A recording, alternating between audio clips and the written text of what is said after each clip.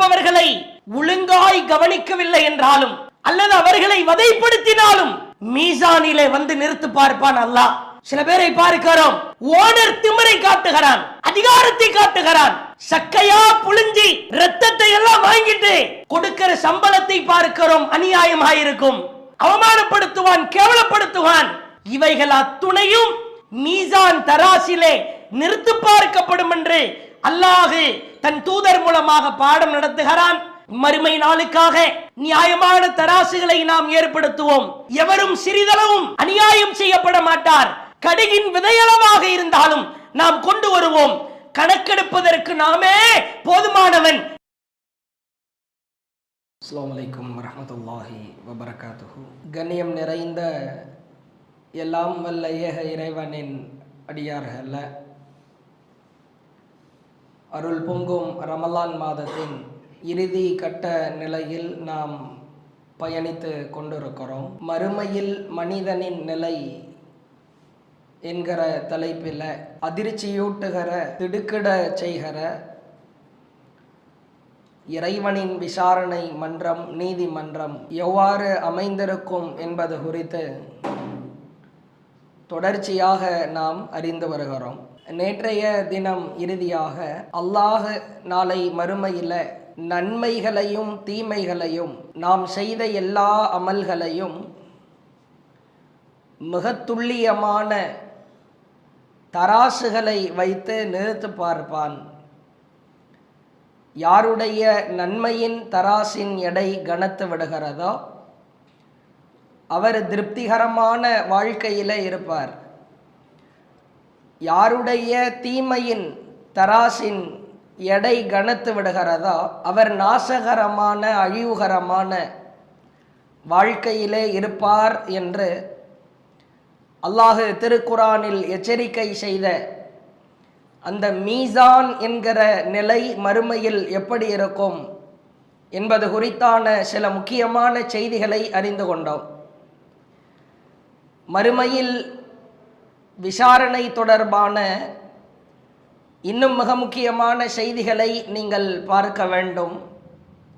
20வது அத்தியாயம் 108வது வசனம் அல்லாஹ் பேசுகிறான். யௌமஇதின் யத்தபிஊன தாஇ, அந்நாளில் மனிதர்கள் அழைப்பாளர்களை பின்தொடர்ந்து செல்வார்கள்.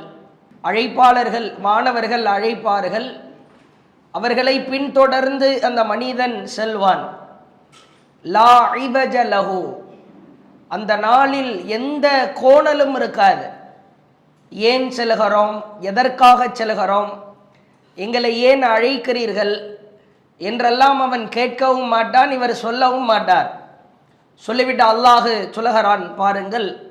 வஹஷஅத்தில் அஸ்வாத்து லிர்ரஹ்மான், அளவற்ற அருளாளனுக்கு முன்னால் அனைத்து சப்தங்களும் அடங்கி ஒடுங்கி நிற்கும்.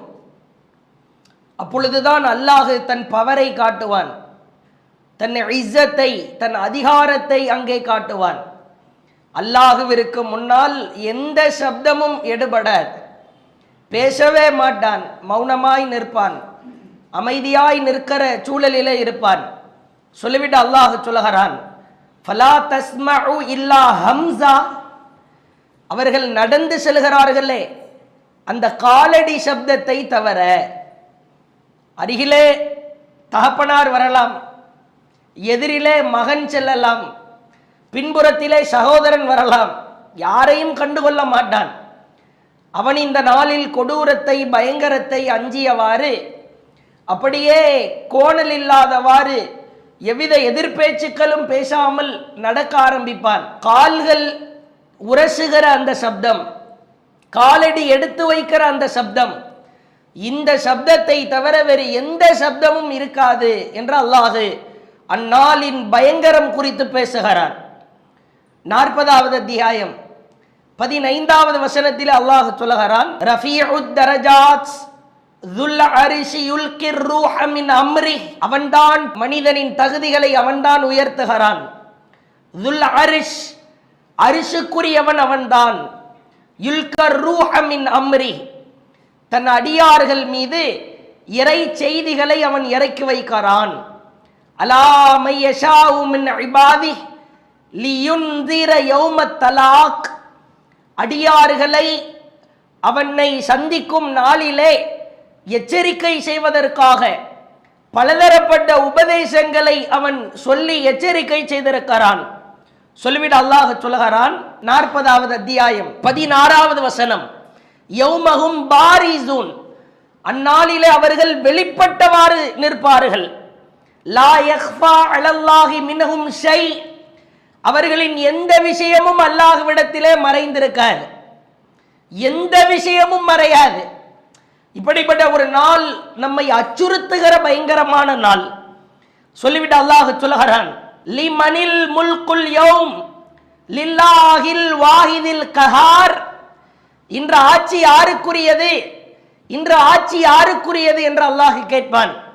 லில்லாஹில் வாஹிதில் கஹார், அடக்கியாளுகிற ஏகன் ஒருவனாகிய அல்லாஹ்விற்கு மட்டுமே உரியது என்று அந்த நாளில் மனிதன் உணர்ந்து கொள்வான். வெளிப்படையாய் நிற்போம். நம்முடைய எல்லா காரியங்களும் செயல்களும் மறையாமல் வெளிப்படையாய் நிற்கும். அதுதான் மீசான். இந்த வசனத்திலே நமக்கான படிப்பினை என்ன? தராசு தட்டிலே நீ பார்ப்பாய், அங்கே எடை போட்டு நிறுக்கப்படும். நீ செய்த நன்மையான காரியம், தீமையான காரியம் ஒன்று கூட மறைந்திருக்காது. அதைத்தான் அல்லாஹ் திரும்ப திரும்ப சொல்லுகிறான், கடுகின் விதையானாலும் அதைவிட சிறியதாயினும் தராசு தட்டிலே நாம் நிறுத்து பார்க்கத்தான் போகிறோம், அங்கே கொண்டு வந்து நாம் வைப்போம் என்று அல்லாஹ் உபதேசம் செய்கிறான். இப்ராஹிம் அலைஹிஸ்ஸலாம், இப்ராஹிம் அலைஹிஸ்ஸலாம் எப்பொழுதுமே எந்த நேரத்திலுமே பொதுநலமாய் சிந்திக்கிற ஒரு அற்புதமான மாமனிதர். இப்ராஹிம் அலைஹிஸ்ஸலாம் தனக்கென்று எதையுமே சிந்திக்க மாட்டார்கள். மக்களை காப்பாற்ற வேண்டும், மக்களுக்காக வாழ வேண்டும் என்று சொல்லி குணத்தால் ஆகச் சிறந்தவர் இப்ராஹிம் அலைஹிஸ்ஸலாம். அந்த இப்ராஹிம் நபி ஒரு சமயம் அல்லாஹ்விடத்திலே கேட்கிற கோரிக்கை குறித்து அல்லாஹ் சொல்லுகிறான். எப்படிப்பட்ட ஒரு வார்த்தை என்று பாருங்கள். 14வது அத்தியாயம் 41வது வசனம், ரப்பனா, எங்கள் இறைவா, இக்ஃபிர்லி, என்னை மன்னிப்பாயாக, ஒலிவாலிதைய, என் பெற்றோரை மன்னிப்பாயாக, ஒலில் முஃமினீன, முஃமினான ஆண்கள் பெண்கள் அனைவரையும் மன்னிப்பாயாக. அடுத்து இப்ராஹிம் நபி கேட்கிறார், எங்கே மன்னிப்பாயாக, எங்க மன்னிக்கணும், எந்த இடத்துல மன்னிக்கணும்? இப்ராஹிம் அலைஹிஸ்ஸலாம் கேட்கிறார்கள், யௌம யகூமுல் ஹிசாப், மனிதர்களை எல்லாம் உயிர் கொடுத்து எழுப்புகிற அந்த நாளில என்னை மன்னிப்பாயாக, என் பெற்றோரை மன்னிப்பாயாக, முஃமினான ஆண்கள் பெண்கள் அனைவரையும் மன்னிப்பாயாக. எப்படிப்பட்ட பிரார்த்தனை என்று பாருங்கள். சுயநலம் இல்லாத பொதுநல சிந்தனையோடு அடங்கிய ஒரு பிரார்த்தனை. இதிலே வருத்தம் என்ன தெரியுமா, வேதனை என்ன தெரியுமா? இப்ராஹிம் நபியை எந்த மனிதர் பெற்றெடுத்தாரோ அப்படிப்பட்ட தந்தை நரகவாசி, அவருக்கு அல்லாஹ் நேர்வழி கொடுக்கவில்லை. அப்படி இருக்கலாம். நாம் பிரார்த்தனை செய்கிறோம். இந்த பிரார்த்தனை நம்முடைய பெற்றோர் இணை கற்பிக்கிற காரியத்திலேயே மரணித்திருந்தார்கள் என்றால் அவர்களுக்கு இந்த பிரார்த்தனை பொருந்தாது. முஃமின்களாகிய அனைவரையும் நீ மன்னிப்பாயாக என்று கேட்கிறோம். ஷிர்க் வைக்கிறார்கள், இணை கற்பிக்கிறார்கள், அல்லாஹுவை மறுக்கிறார்கள், அல்லாஹுக்கு மாறி செய்கிறாங்க. அந்த மாதிரியான நபர்களாக இருந்தால் இந்த பிரார்த்தனை அவர்களுக்கு பொருந்தாது. அவர்கள் அல்லாத மற்றவர்களுக்கு இந்த பிரார்த்தனை அல்லாஹ் ஏற்றுக்கொள்வான். இப்ராஹிம் நபி கேட்ட பிரார்த்தனை, என்னை மன்னித்து விடு, என் பெற்றோரை மன்னித்து விடு, இறை நம்பிக்கை கொண்ட அனைவரையும் மன்னித்து விடு. எங்கப்பா மன்னிக்கணும்? இப்ராஹிம் நபி கையேந்துகிறார், யௌம யகூமுல் ஹிசாப், விசாரணை நடைபெறுகிற நாளில் மன்னித்து விடு, அவமானப்படுத்தி விடாதே, கேவலப்படுத்தி விடாதே. அல்லாஹுவின் தூதர் அஞ்சுகிறார்கள். அல்லாஹுவின் தூதருடைய பயம் குறித்து அல்லாஹ் சொல்கிறான். 6வது அத்தியாயம் 15வது வசனம், நபிகளாருக்கு மறுமையிலே மோட்சம் கிடைக்காமல் இருக்குமா?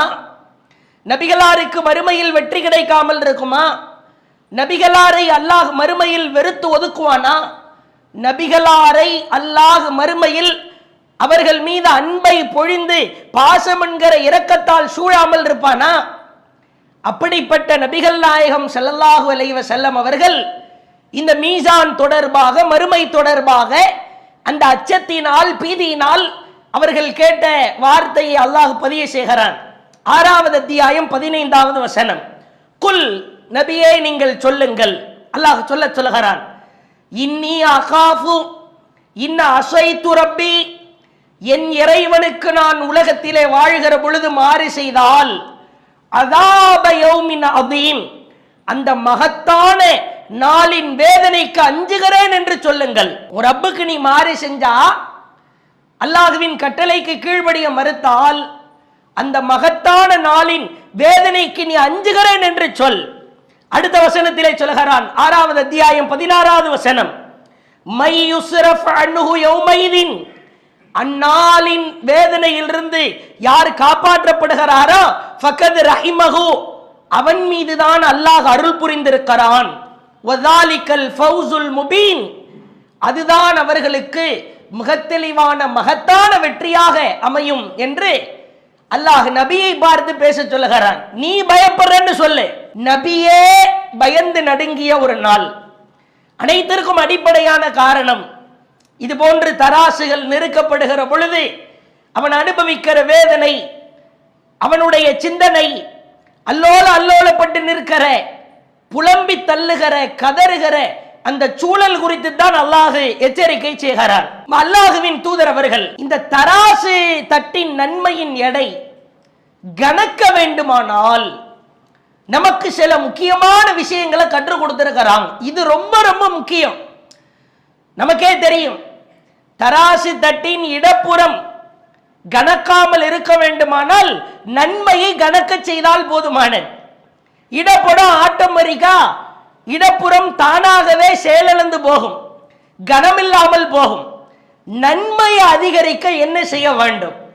நான் சொல்லுகிற சில பட்டியலை நீங்கள் கூர்ந்து கவனியுங்கள். அதிலே ஒரே ஒரு சூத்திரம் அடங்கியிருக்கிற ஒரே ஒரு ஃபார்முலாவை அல்லாஹ் சொல்ல வருகிறான். நன்மையின் எடையை கணப்பதாக இருந்தால் நீ இந்த ஃபார்முலாவை பயன்படுத்தி கொண்டால் போதுமானது. ஒரே ஒரு அடிப்படை தான். அது என்ன அடிப்படை? நான் எடுத்து காட்டுகிறேன். அல்லாஹ்வின் தூதர் சொன்னார்கள், மா அஸ்கலஹுன்ன ஃபில் மீசான், மீசானில் உங்களுக்கு எடை கனமாக்கப்பட வேண்டுமானால், நன்மையின் எடை அதிகரிக்க வேண்டுமானால் 5 விஷயங்களை உங்கள் வாழ்க்கையில எடுத்துக்கொள்ளுங்கள். நேற்றை நான் சொன்னதை திரும்பவும் நினைவுபடுத்துகிறேன். லா இலாஹா இல்லல்லாஹ், அல்லாஹு அக்பர், சுப்ஹானல்லாஹ், வல்ஹம்துலில்லாஹ். 4. லா இலாஹா இல்லல்லாஹ், அல்லாஹு அக்பர், சுப்ஹானல்லாஹ், வல்ஹம்துலில்லாஹ். வல் வலது ஸாலிஹு யதவஃபா ஃபயஹ்தஸிபுஹு வாலிதஹு, அல்லாஹ் ஒரு குழந்தையை கொடுக்கிறான். அந்த குழந்தையின் உயிரை விரைவாகவே கைப்பற்றிக் கொள்கிறான். இவன் பொறுமை காக்கிறான். இந்த பொறுமையை இவன் காத்ததற்காக, சபுராலியா இருந்ததற்காக, சகிப்புத்தன்மையின் உச்சத்தில் அல்லாஹ் கொடுத்தான், அல்லாஹ் எடுத்தான் என்கிற அடிப்படையில் வாழ்ந்ததற்காக அந்த தராசு தட்டிலே அவனுக்கு நன்மையின் எடை கணக்கிறது. லா இலாஹா இல்லல்லாஹ், அல்லாஹு அக்பர், சுப்ஹானல்லாஹ், வல்ஹம்துலில்லாஹ். அல்லாஹ்வை புகழ்வதை அல்லாஹ் எதிர்பார்த்து கொண்டே இருக்கிறான். நீங்கள் சற்று ஆழமாக யோசித்து பாருங்கள். நம் கண்களுக்கு முன்னால் கொண்டு வந்து நிறுத்தி யோசித்து பாருங்கள். தராசு தட்டு நெருக்கப்படுகிறது. ஐயோ, ஒரு அல்லாஹ் அக்பர் சொல்லி இருக்கலாமே, அப்பொழுது அந்த வார்த்தையின் விபரீதம் புரியும். ஒரு சுப்ஹானல்லாஹ் சொல்லி இருக்கலாமே, எங்கடா ஒரே இடப்புறத்தின் தீமையின் கனமே மேலேறி சென்று கொண்டிருக்கிறதே, திடீரென்று ஒரு அல்லாஹ் அக்பர் வைக்கப்பட்டால் இங்கே ஏறும். பொதுவாகவே மனிதனுடைய சிந்தனை எப்படி இருக்கிறது? கண்களுக்கு முன்னால் ப்ராஃபிட் கிடைக்கிறதா, லாபம் கிடைக்கிறதா, அனுபவிக்க முடியுமா, அப்பொழுதுதான் அந்த காரியத்தை செய்கிறான். இல்லடா அங்க வந்து வாங்கிக்கொள், இங்கே எதை விதைக்கிறாயோ அங்கே நீ அறுவடை செய்து கொள்ளலாம் என்று சொன்னால் புரிய மறுக்கிறான். ஆனால் அந்த கனப்பொழுதின் நிகழ்வை தராசு தட்டிலே அவன் பார்க்கலாம்.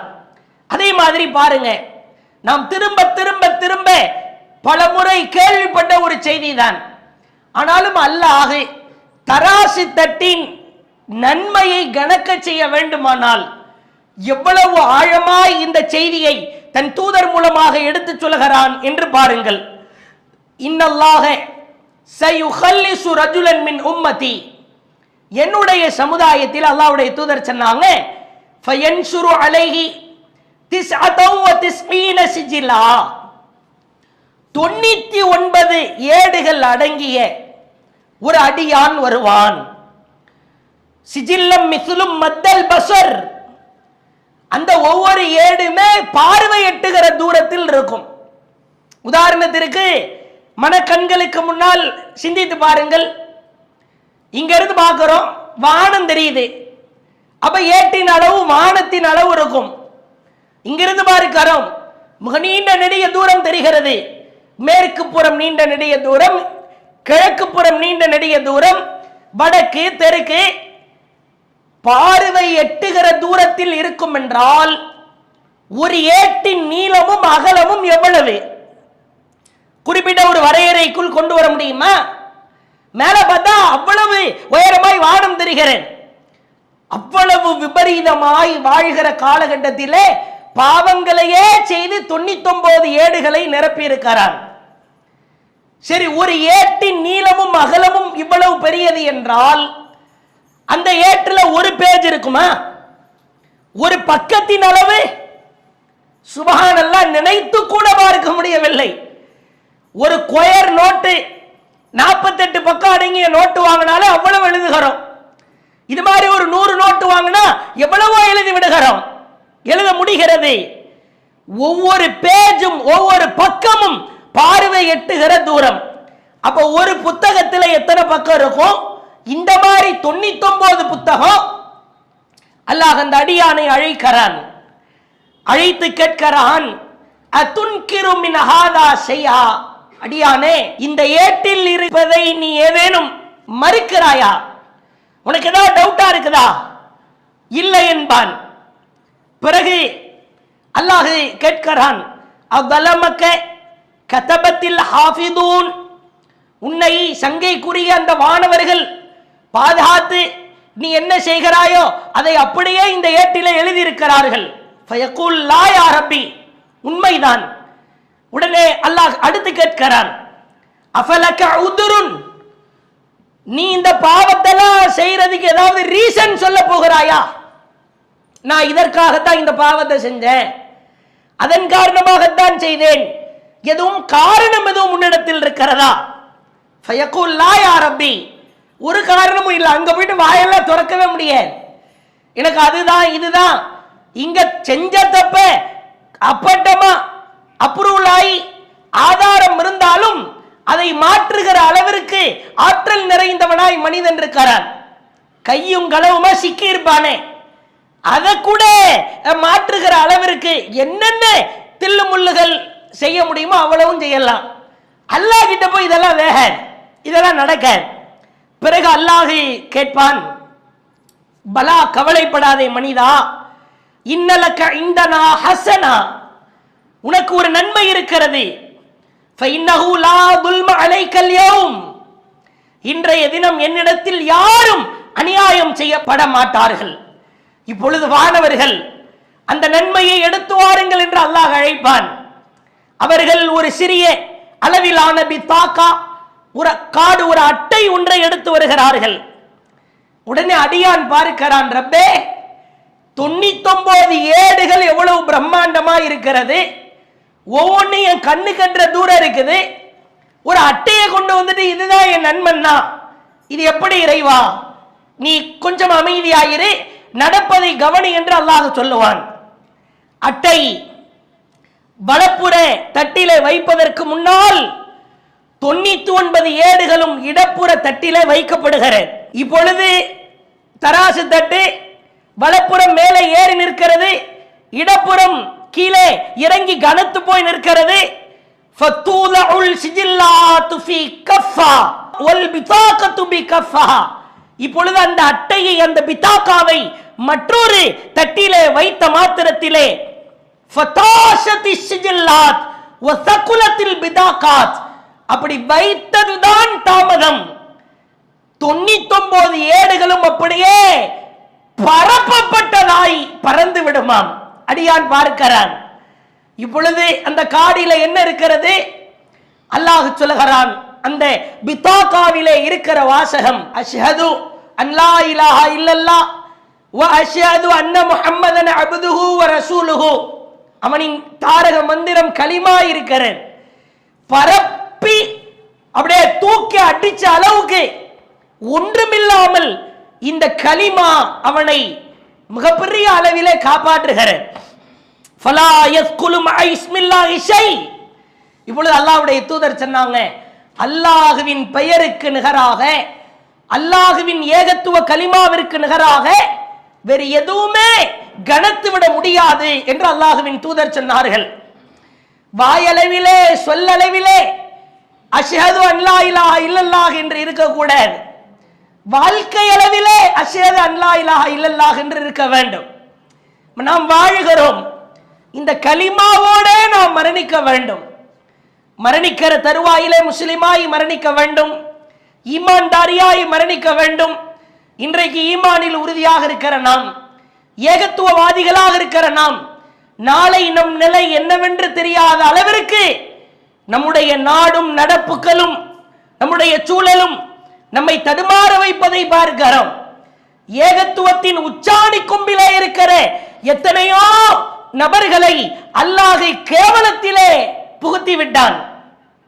இந்த கலிமா, அல்லாஹுவை புகழ்ந்த அந்த வார்த்தை மீசானில் மிகப்பெரிய கணத்தை பெற்று தரும். அதே போன்று பாருங்கள், மிக அற்புதமான செய்தி. நூஹ் அலைஹிஸ்ஸலாம் அவர்கள் தன் வாழ்க்கையில் நடந்த சம்பவம் குறித்து அல்லாஹுவின் தூதர் அவர்களுக்கு அல்லாஹ் எடுத்து காட்டுகிறான். ஹதீஸிலே முஸ்னத் அஹ்மதிலே பதிவு செய்யப்பட்டிருக்கிறது. சில நபிமார்களின் வாழ்க்கையில் நடந்தது ரசூலுல்லாஹ்வுக்கு தெரியாது, அல்லாஹ் எடுத்து காட்டுவான். நூஹ் அலைஹிஸ்ஸலாம் மிக வித்தியாசமான ஒரு நபி, ஆச்சரியமூட்டுகிற ஒரு நபி.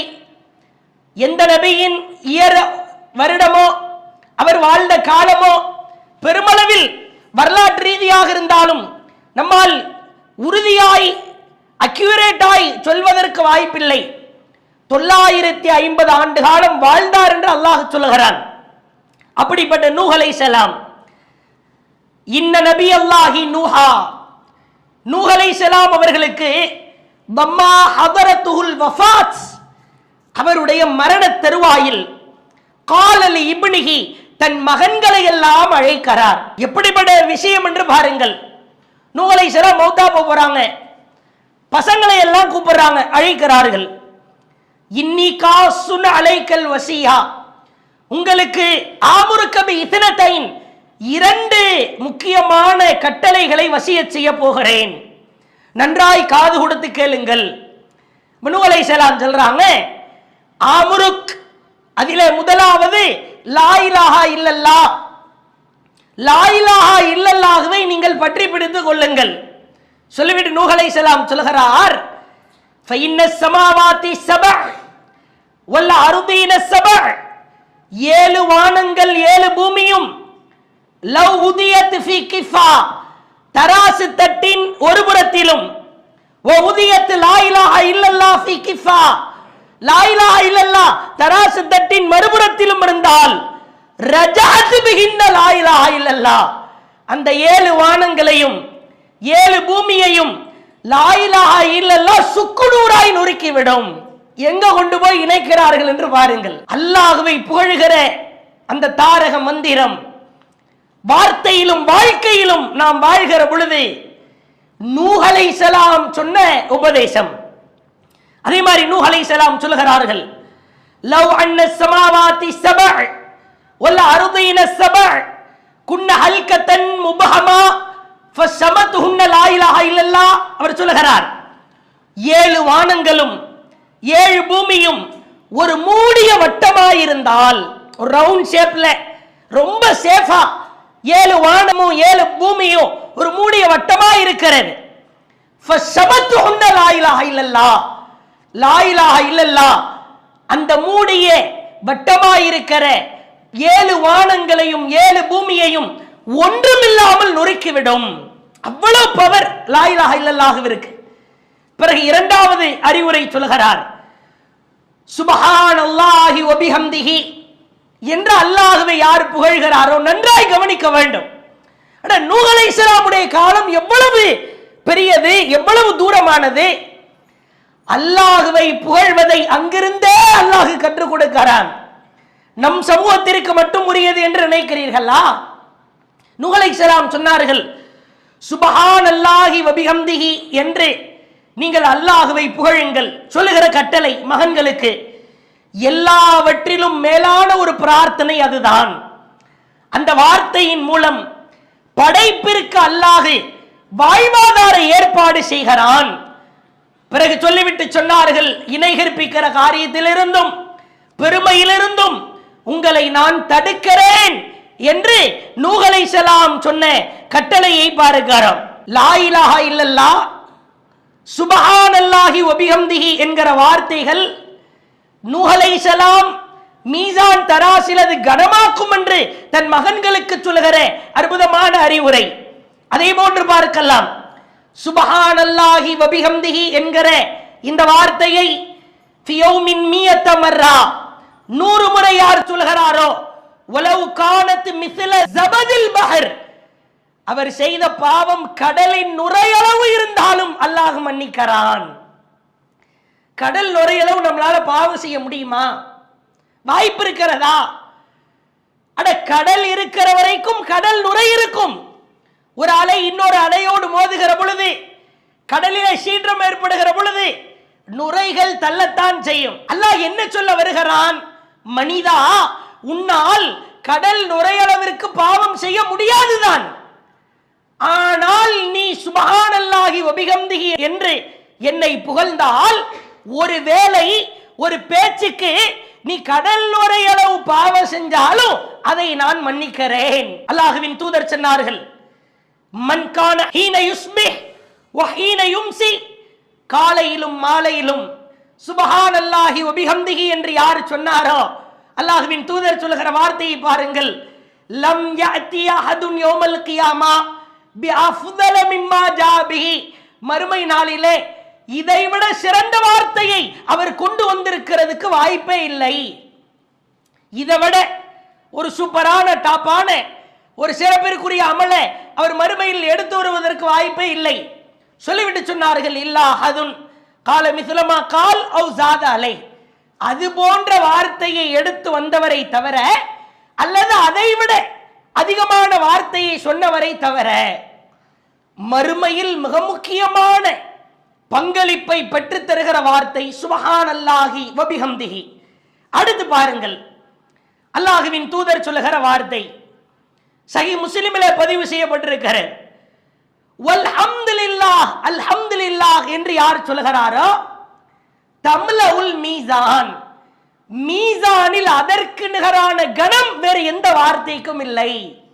அல்ஹம்துலில்லாஹ் எளிமையான வார்த்தை, சுலபமான வார்த்தை, பரிச்சயமான வார்த்தை. அல்ஹம்துலில்லாஹ் என்று நீங்கள் சொன்னால் மீசானில் அதுதான் கனமிக்கது. அடுத்து அல்லாஹ்வுடைய தூதர் சொன்னாங்க, வ சுப்ஹானல்லாஹ் வல் ஹம்துலில்லாஹ், சுப்ஹானல்லாஹ் வல் ஹம்துலில்லாஹ் யாரு சொல்றீங்களோ, தம்லானி அவு தம்லவு மா பைன ஸமாவாதி வல் அர்ல், வானத்திற்கும் பூமிக்கும் இடைப்பட்ட அளவு இந்த வார்த்தையின் நன்மை நிரப்பிவிடும் தராசு தட்டை. சுப்ஹானல்லாஹ் வல் ஹம்துலில்லாஹ், அல்ஹம்துலில்லாஹ் மீசானிலே கணக்க செய்கிற வார்த்தை. அதே மாதிரி பாருங்க, அல்லாஹ்வுடைய தூதர் சொன்னாங்க, அடுத்து மீசானை கணக்க செய்கிற மிக முக்கியமான அமல் ஹஸ்லத்தானி, 2 விஷயங்கள் இருக்கிறது. லா யுஹாஃபிது அலைஹிமா அப்துன் முஸ்லிமுன் இல்லா தஹலல் ஜன்னா, இந்த 2 காரியத்தை முஸ்லிமான அடியார்கள் தொடர்ச்சியாக செய்தால் நிச்சயமாய் சொர்க்கத்திலே நுழைவார்கள். சொல்லிட்டு ரசூலுல்லாஹ் சொல்றாங்க, உமா யசீர், இந்த 2 காரியமோ எளிதானது, உமை அமல் பிஹிமா கலில், ஆனால் இந்த 2 அமலை செய்பவர்களோ மிகவும் குறைவானவர்கள் தான். உடனே அருகில் இருக்கிற தோழர்கள் எல்லாம் அல்லாஹ்வின் தூதரிடத்தில் கேட்கிறார்கள், அது என்ன 2 காரியம், எளிதான காரியம்? அல்லாஹ்வுடைய தூதர் சொன்னாங்க, யுஸப்பிஹு ஃபீ துபரி குல்லி ஸலாத்தி அஷரா, ஒவ்வொரு கடமையான தொழுகை முடிந்ததற்கு பிறகு சுப்ஹானல்லாஹ் அஷரா 10 தடவை, வ யஹ்மது அஷரா அல்ஹம்துலில்லாஹ் 10 தடவை, வ யுகப்பிரு அஷரா அல்லாஹு அக்பர் 10 தடவை, சுப்ஹானல்லாஹ் 33 தடவை, அல்ஹம்துலில்லாஹ் 33 தடவை, அல்லாஹு அக்பர் 33, பிறகு லா இலாஹா இல்லல்லாஹ் வஹ்தஹு லா ஷரீக லஹு லஹுல் முல்கு வ லஹுல் ஹம்து ஹுவ அலா குல்லி ஷைஇன் கதீர். இப்படி 100 தடவை ஓத வேண்டும் என்று இருக்கிறேன். சுப்ஹானல்லாஹ் 33, அல்ஹம்துலில்லாஹ் 33, அல்லாஹு அக்பர் 34, 100 தடவை என்றும் இருக்கிறேன். இது ரொம்ப டிஃபரண்டான ஒரு செய்தி. சுப்ஹானல்லாஹ் 10 தடவை, அல்ஹம்துலில்லாஹ் 10 தடவை, அல்லாஹு அக்பர் 10 தடவை சொன்னா அல்லாஹ்வுடைய தூதர் சொன்னாங்க, ஃபதாலிக ஹம்சூன வ மியா, 5 நேர தொழுகையில் நீங்கள் சொன்னால் எத்தனை எண்ணிக்கை வரும் நபி தோழர்களை சொல்லுங்கள் என்று கேட்கிறார்கள். கேள்வி, ஒரு வக்துக்கு 10 10 10 30 தடவை சொல்கிறாய், 5 வக்துக்கு சொன்னா எவ்வளவு கவுண்ட் வரும்? 5 × 30 150. நபி தோழர்கள் சொன்னார்கள், ஹம்சூன வ மியா, 150 தடவை வரும் அல்லாஹ்வின் தூதரே. ரசூலுல்லாஹ் சொல்றாங்க, சுப்ஹானல்லாஹ், ஹம்சூன வ மியத்தின் பில் லிசான், உன் நாவினால் சொன்னது 150, வ அல்ஃபு வ ஹம்சுமியத்தி ஃபில் மீசான், ஆனால் மீசானிலே அது 1500 மடங்கு. நாக்கால சொன்னது 150. ஒரு நாளைக்கு மீசானிலே அது கணக்கெழுதப்படுவது 1500 மடங்கு. எவ்வளவு முக்கியமான செய்தி என்று பாருங்கள். பிறகு இரண்டாவது, 2 விஷயத்தில் அலட்சியமா இருக்கிறாங்க, ரெண்டுமே எளிதானதுதான் என்றார்கள். பிறகு அல்லாஹ்வுடைய தூதர் சொன்னாங்க, இதா அஹத மல்ஜாஹு, உங்களிலே ஒருவர் படுக்கைக்கு செல்கிற பொழுது யுகப்பிரு 34, அல்லாஹு அக்பர் 34 தடவை, வ யஹ்மது 33, அல்ஹம்துலில்லாஹ் 33 தடவை, வ யுஸப்பிஹு 33, சுப்ஹானல்லாஹ் 33 தடவை, சுப்ஹானல்லாஹ் 33 தடவை, அல்ஹம்துலில்லாஹ் 33 தடவை, அல்லாஹு அக்பர் 34 தடவை. அப்படியே பின்னாடி இருந்து வரலாம், முன்னாடி இருந்து போகலாம். இப்ப நபி தோழர்கள்ட்ட கேட்கிறாங்க, இது மொத்தம் சொன்னால் எத்தனை? ஃபதாலிக மியா, 100, சுப்ஹானல்லாஹ் 33, அல்ஹம்துலில்லாஹ் 33, அல்லாஹு அக்பர் 34, டோட்டலா கூட்டினால் பிளஸ் செய்தால் 100 வரும். அல்லாஹ்வுடைய தூதர் சொன்னாங்க, ஃபதாலிக மியத்தும் பில் லிசான், நீ நாவினால் சொன்னதோ 100, வ அல்ஃபும் ஃபில் மீசான், மீசானிலே அது 1000 மடங்கு. எவ்வளவு முக்கியமான செய்தி என்று பாருங்கள். தொழுகை முடிகிறது, மொபைலை எடுத்து பார்க்கிறான். நீ என்ன நாட்டின் மினிஸ்டரா அல்லது முதலமைச்சரா? அப்படி என்ன தலைவோர காரியம்? எப்படி போதையை உட்கொண்டால் அடிமையாகி மனிதன் சின்ன பின்னமாகுவானா, அதை விட இன்றைக்கு செல்போன் போதை. நீங்கள் பார்க்கலாம், இவனுக்கு எந்த மெசேஜ் வந்திருக்காது, எந்த கால்ஸ் வந்திருக்காது, ஆனாலும் டச் பண்ணி லாக் எடுத்து பார்ப்பார். ஒரு கருமமும் வரலையே, அதை எதுக்கு நீ பார்க்கிறாய்? அடிமையாகி விட்டான். ஒரு நாளைக்கு மனிதன் மொபைலை ஒன்றுமே நோட்டிபிகேஷன் மெசேஜ் எதுவுமே இல்லாம 200 தடவைக்கு மேல் பார்வையிடுகிறானாம், ஒண்ணுமே செய்தி இல்லாமலே. அறிவியல் உலகம் சொல்லுகிறேன். தொழுது முடிக்கிறான், சலாம் கொடுக்கிறான், உடனே லாக் எடுக்கிறான். இந்த மொபைல் போன்கள் இல்லாத காலகட்டத்திலே அல்லாஹ் நம்மை வாழச் செய்திருக்க கூடாதா என்ற ஒரு ஏக்கம். அறிவியல் உலகம் இது பல நன்மைகளை தருகிறது தான். தொழுகை முடிகிறது, எழுந்து ஓடுகிறார். எங்கே போகிறாய்? மீசானிலே கணக்க வேண்டாமா? உன் நன்மையின் அமல்கள் அதிகரிக்க வேண்டாமா? எங்கே செல்கிறாய்? பார்க்கிறோம், படுக்கைக்கு செல்கிறோம், போன உடனே பிளாட் ஆகிறது தான். சுப்ஹானல்லாஹ் 33 தடவை, அல்ஹம்துலில்லாஹ் 33 தடவை, அல்லாஹு அக்பர் 34 தடவை ஓதினால் மீசானில் தராசு தட்டு கணக்கும் என்று அல்லாஹுவின் தூதர் சொன்னதற்கு பிறகும் அலட்சியமாயிருக்கலாமா? அதை நம் வாழ்க்கையில் செயல்படுத்தாமல் இருக்கலாமா? அட, இது முக்கியமான ஒரு இடம். தராசு தட்டுல நன்மையின் எடை கணத்தால் மட்டும்தான் அடுத்த பார்த்தே. அவ்வளவு முக்கியமான இடம். 10 தடவை தொழுகை முடிகிறது. 10 தடவை ஓத முடியாதா? வெறும் 10 தடவை. நீ 33 தடவை ஓது. மொத்தமா 100 தடவைகள் அந்த திக்ருகளை நீ செய்யலாம். அதுவும் முடியவில்லையா? அவசரமாய் செல்கிறாயா? வேலை இருக்கிறதா? வெறும் 10 தடவை என்ன முடியுமா? முடியாதா? அழகாய் செய்ய வேண்டிய அமல்கள். இப்ப நபி தோழர்களுக்கு கடுமையான ஒரு கடுப்பாயிருச்சு, டென்ஷன் ஆகுறாங்க. என்ன அல்லாஹுவின் தூதரே, ரெண்டுமே ரொம்ப எளிமையாக இருக்குத, இதை செய்ய மாட்டேன் என்கிறார்களே, என்ன காரணம்? ரீசன் ரசூலுல்லாஹ் சொல்றாங்க. யா ரசூலல்லாஹ், கைஃபஹுமா யஸீர், நீங்க சொன்ன ரெண்டுமே ரொம்ப சிம்பிளா இருக்கிறது. ஒமை அமல் பிஹிமா கலீல், அப்புறம் எதுக்கு பல பேர் இதை செய்ய மறுக்கிறாங்களே? ஏன்?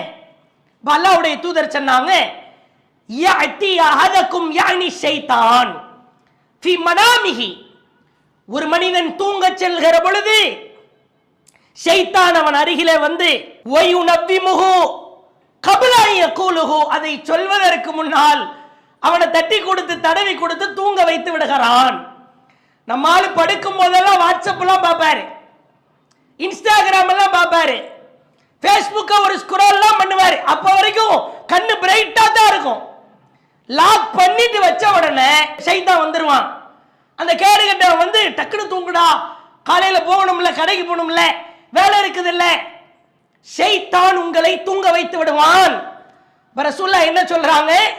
நீ ஒவ்வொரு இரவிலும் இதை சொல்லாமல் நீ உறங்கினால் ஷைத்தான் உன்னை ஜெயிக்கிறான். ஷைத்தானை ஜெயிக்க விடலாமா?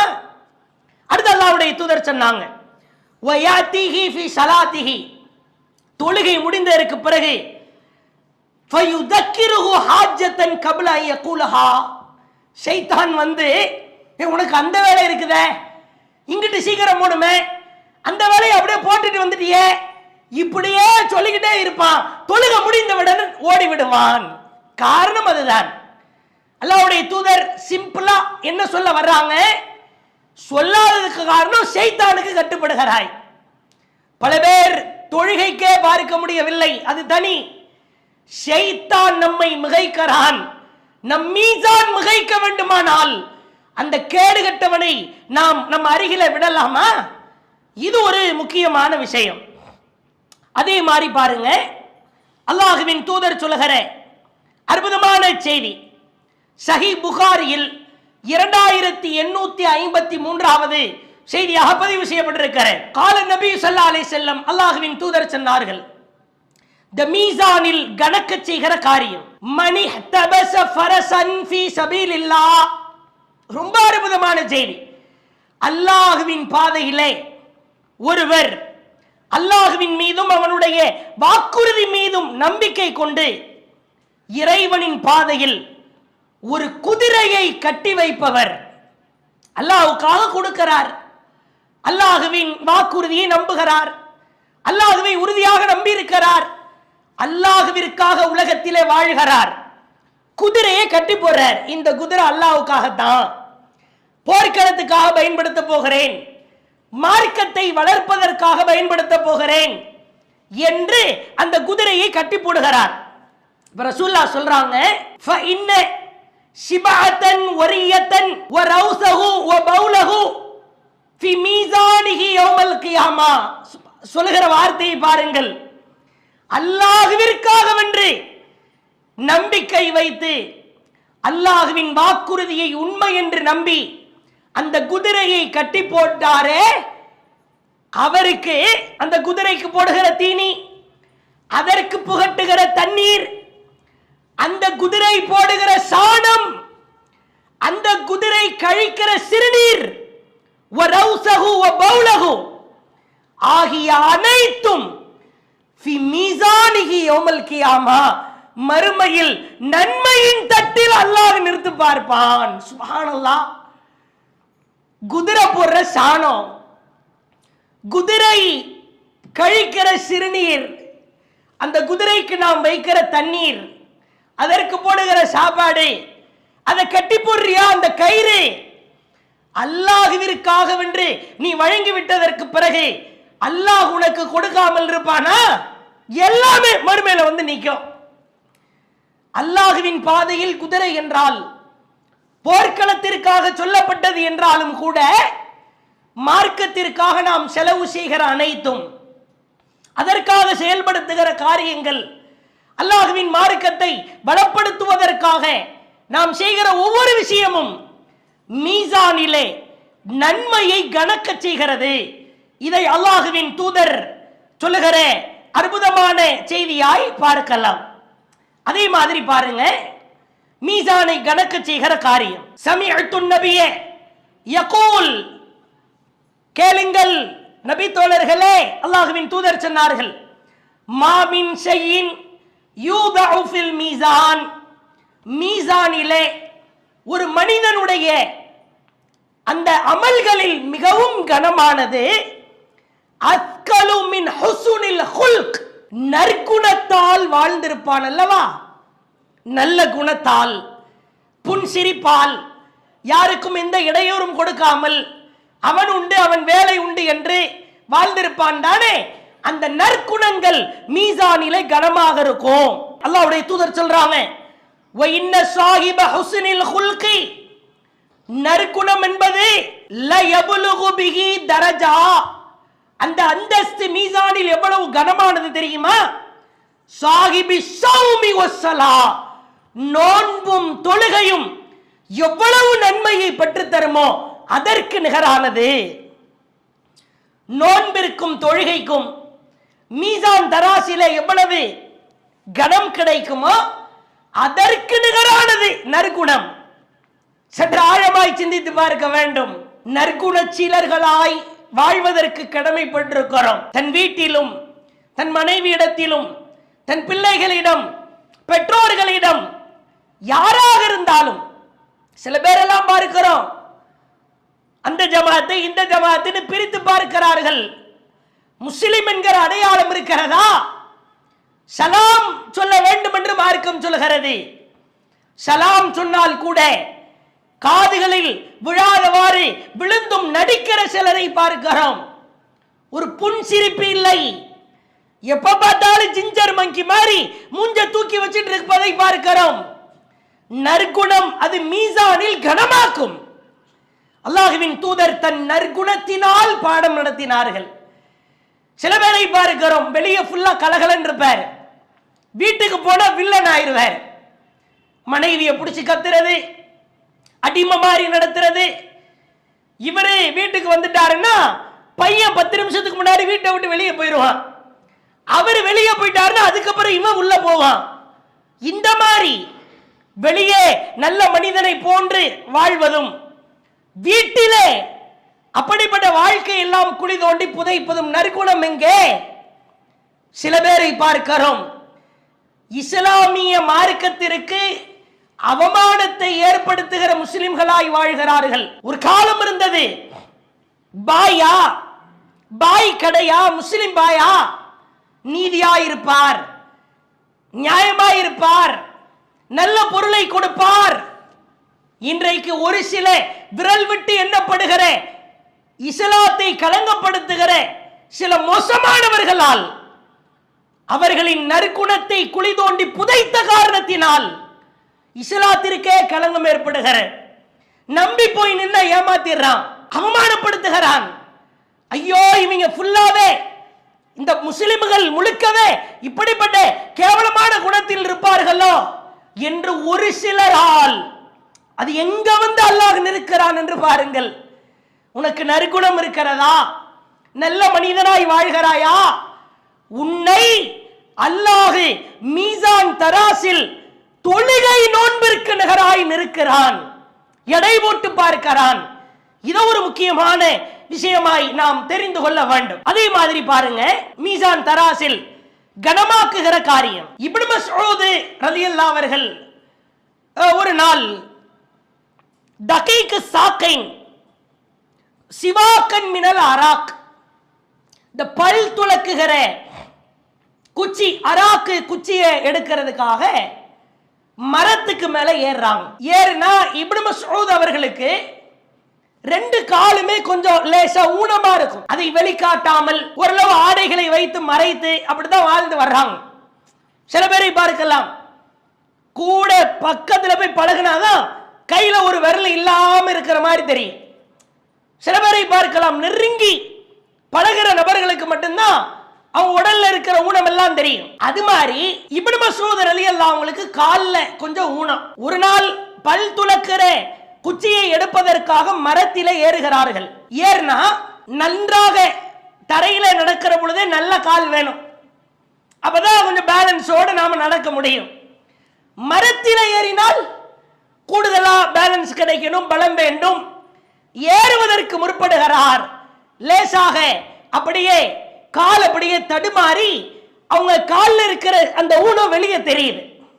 இப்ப பாருங்க, ஃபதஹிகல் கௌம், அருகில இருக்கிற கூட்டத்தார்கள் எல்லாம் அவரை பார்த்தும் அவர் கால்களை பார்த்தும் சிரிக்க ஆரம்பிக்கிறார்கள், அந்த ஊனமான கால்களை பார்த்து.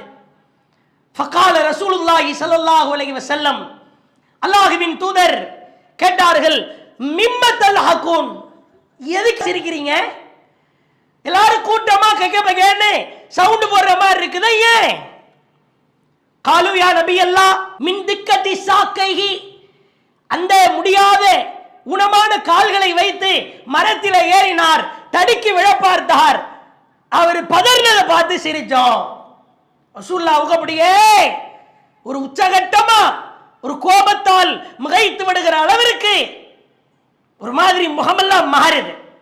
அல்லாஹ்வுடைய தூதர் சொல்றாங்க, ஃபகால், மக்களே அறிந்து கொள்ளுங்கள், வல்லதி நஃப்ஸி பியதி, என் உயிர் எவன் கைவசம் இருக்கிறதோ அவன் மீது சத்தியமிட்டு சொல்கிறேன், லஹுமா, இப்னு மஸ்ஊத் உடைய அந்த இரண்டு கால்களும் அஸ்கலு ஃபில் மீசான் மின் உஹது, உஹது மலையை விட மீசானில் கனமாயிருக்கும்.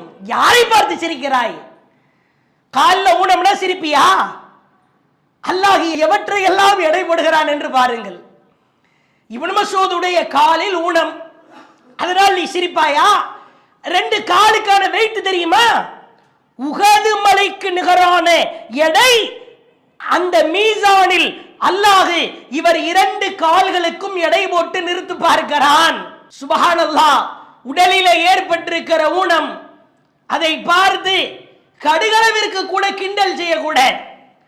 குட்டையா இருந்தா குட்டைங்கிறது, நெட்டையா இருந்தா பனைமரத்தில் பாதிங்கிறது, கருப்பா இருந்தா காக்கான்றது, சிவப்பா இருந்தா அதுக்கு ஏதாவது கிண்டல் பண்றது, ஒல்லியா இருந்தா குண்டா இருந்தா ஒரு மாதிரி தத்தி தத்தி நடந்தா, எத்துணை கேடுகட்ட பழக்கம் தெரியுமா இது? தலைமுடி வயசான கொட்டை தான் செய்யும், முடி இல்லைன்னா சொட்டங்கிறது, முடி இருந்தா அதை வேற மாதிரி சொல்றது, முகம் ஒரு மாதிரி, அவருடைய வாயோ மூக்கோ காதோ ஏற இறங்க இருந்தா அதை நக்கல் செய்வது. யாரை பார்த்தும் ஏளனமாய் நினைக்காதே, அவமானப்படுத்தாதே. உன்னை அறியாமலேயே அல்லது உன்னை அறிந்தே உன் உடலிலே ஒரு ஊனம் இருந்தாலும் கூட மீசானில் வந்து பார்த்துக் கொள்ளலாம். எடை போட்டு அல்லாஹ் நிற்கிறான். இறுதியா ஒரே ஒரு செய்தி, அல்லாஹ்வுடைய தூதர்கிட்ட இந்த மீசான் தொடர்பா இரண்டு அடிமைகளை வைத்திருக்கிற ஒரு மனிதர் வருகிறார். அல்லாஹ்வின் தூதரே, என்கிட்ட ரெண்டு அடிமைகள் இருக்கிறாங்க, அதிகமா பொய் பேசுறாங்க, மோசடி செய்யறாங்க, மாறு செய்யறாங்க, அதனால நான் அவங்கள திட்டுறேன், அடிக்கிறேன், இவங்க விஷயத்துல என் நிலை எப்படி? அவர் கேட்கிறார். அப்ப அல்லாஹ்வுடைய தூதர் சொல்றாங்க, உம்மிடத்தில் மோசடி செய்தது, மாறு செய்தது, பொய் சொன்னது அல்லது இதெல்லாம் சரியா இருக்கும் அப்படின்னா உம்முடைய தண்டனை, நீ அடிக்கிறாய், திட்டுகிறாய், அவன் பொய் சொன்னது, மோசடி செய்தது, மாறு செய்தது, இதற்கெல்லாம் நீ அடிக்கிறது திட்டுறது சரியா இருந்துச்சுன்னா பிரச்சனை இல்லை.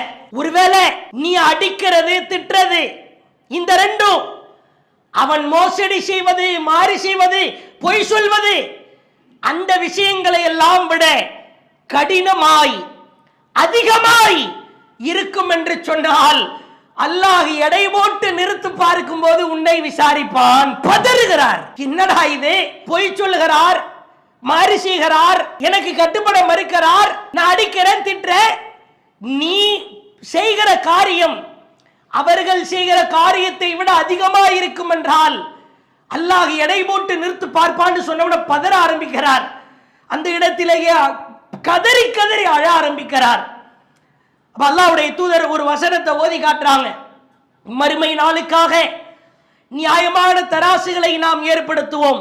எவரும் சிறிதளவும் அநியாயம் செய்யப்பட மாட்டார்.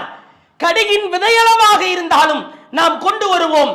கணக்கெடுப்பதற்கு நாமே போதுமானவன் என்கிற வசனத்தை ஓதி காட்டுகிறார்கள். கதறுகிறார், துடிக்கிறார். எழுந்த அல்லாஹ்வின் தூதரிடத்தில் வருகிறார். யா ரசூலல்லாஹ், எனக்கான நிலை மறுமையிலே எப்படி இருக்கும் என்று சொல்லிவிட்டீர்கள். உங்களுக்கு முன்னால் உங்களை சாட்சியாக்கி சொல்கிறேன், இந்த 2 அடிமைகளை நான் விடுதலை செய்து விட்டேன். இன்னும் அந்த அடிமை எனக்கு வேண்டாம்.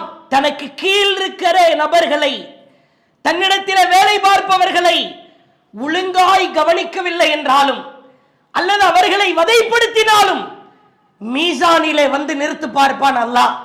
சில பேரை பார்க்கிறோம், ஓனர் திமிரை காட்டுகிறான், அதிகாரத்தை காட்டுகிறான், சக்கையா புழிஞ்சி ரத்தத்தை எல்லாம் வாங்கிட்டு கொடுக்கிற சம்பளத்தை பார்க்கிறோம், அநியாயமாயிருக்கும்.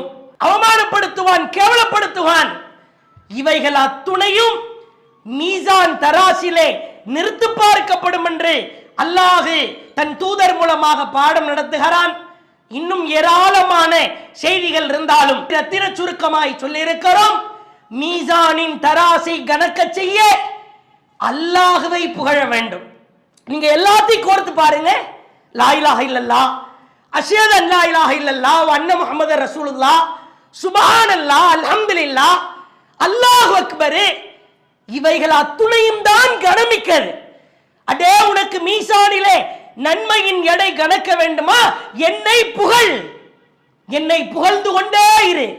இந்த சூத்திரத்தை, ஃபார்முலாவை நம் வாழ்க்கையிலே கடைபிடிக்க ஆரம்பித்தால் மீசானின் தராசு, நன்மையின் தராசு உச்சபட்சமாய் கணக்கும் என்று கேட்டுக்கொண்டு, மிக முக்கியமாக அந்த சுவர்க்கத்திற்குள் நுழைவதற்காக மனிதன் பாடாய்ப்படுகிற ஒரு தருணம், பாதிக்கப்பட்ட நிலையிலே சுவர்க்கத்திற்கு செல்கிற ஒரு தருணம், அல்லாஹ்வின் நீதி விசாரணையில் மிக முக்கியமான மறுமையின் நிலை குறித்து இன்ஷா அல்லாஹ் நாளைய தினம் தொடர்ச்சியாய் அறிந்து கொள்வோம்.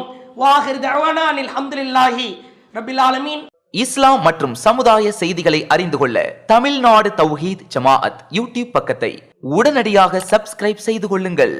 மேலும் பெல் பட்டனையும் கிளிக் செய்து கொள்ளுங்கள்.